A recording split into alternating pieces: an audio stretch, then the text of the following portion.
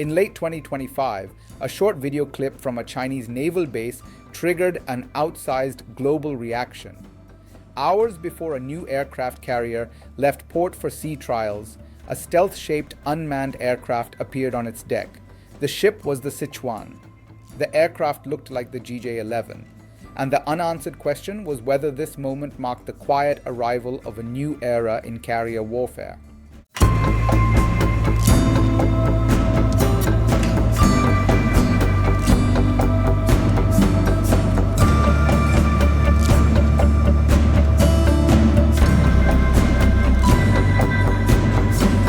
What happens next matters because this is not just about a single ship or drone.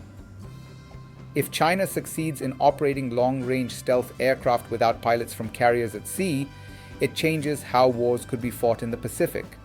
If it fails, it exposes the limits of automation at the most complex end of military power.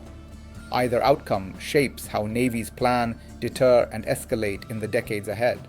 To understand why this matters, you have to look at how China's naval strategy evolved. For most of the Cold War, the People's Liberation Army Navy was structured for coastal defense. Its mission was to deny access to nearby waters using submarines, land-based aircraft, and missile forces.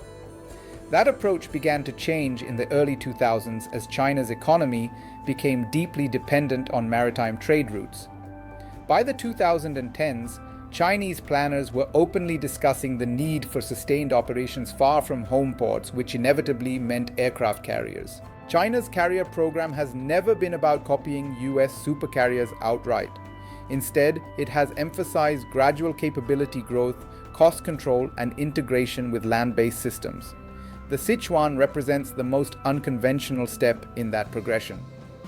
Launched in December 2024, it is a Type 076 carrier displacing around 50,000 tons, larger than most light carriers but smaller than American nuclear-powered ships. What makes it different is not its size, but its systems. The Sichuan is one of only 3 carrier types worldwide equipped with an electromagnetic catapult launch system. EMALS allows aircraft to launch with heavier payloads and greater fuel loads than ski jump designs. That capability is essential for large aircraft, long-range missions, and unmanned platforms that lack the flexibility of human pilots. For nearly 5 years before the ship was launched, Chinese military researchers openly described the Type 076 as a carrier designed specifically to support unmanned fixed-wing aircraft. That context explains why the late 2025 footage drew so much attention. Observers saw a flying wing aircraft on the carrier's elevator and later on its flight deck, shortly before the ship departed for its second set of sea trials. The aircraft strongly resembled the GJ-11, a stealth unmanned combat aircraft that China had been testing for several years.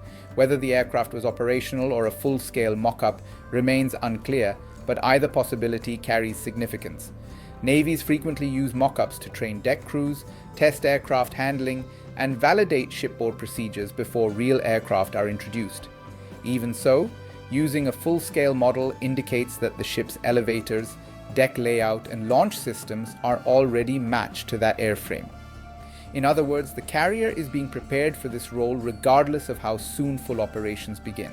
The GJ-11 itself reflects a specific design philosophy. Its flying wing configuration prioritizes stealth, endurance, and high-altitude performance over speed and maneuverability. This approach echoes earlier stealth aircraft like the US B-2 bomber, which first flew in 1989 and demonstrated the military value of low observability, despite enormous technical and financial challenges. In the GJ-11's case, the design suggests missions focused on deep penetration, intelligence collection, and precision strikes rather than dogfighting. China took a key step toward operational maturity in October 2025 when a land-based variant of the GJ-11 was observed entering service with the Air Force. That deployment matters because carrier integration typically follows successful land operations, not the other way around. It also coincides with broader Chinese investment in unmanned combat aircraft, including programs aimed at higher autonomy and improved maneuverability. If carrier-based GJ-11 units become operational, the consequences would extend far beyond China. A carrier operating hundreds of kilometers from shore could launch stealthy unmanned aircraft with ranges measured in the thousands of kilometers. That would complicate early warning systems, strain air defense networks, and reduce reaction times for potential adversaries. Because no pilots would be at risk, commanders could accept missions and attrition levels that would be politically unacceptable with crewed aircraft. The Sichuan's hybrid nature adds another layer of uncertainty.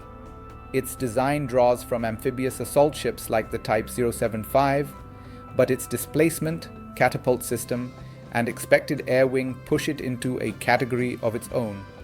No other navy operates a ship with a similar combination of size, launch systems, and intended unmanned focus, making its future role difficult to predict. Comparisons with the United States highlight how unusual this path is. The US Navy pursued carrier-based stealth aircraft as early as the 1980s, but programs like the A-12 were cancelled and proposed naval versions of the F-117 and F-22 never materialized.